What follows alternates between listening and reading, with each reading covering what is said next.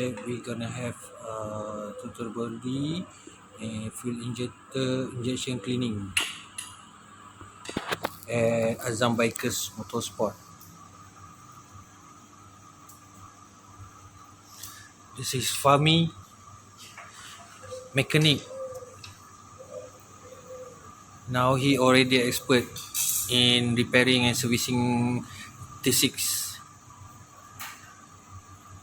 This is one of the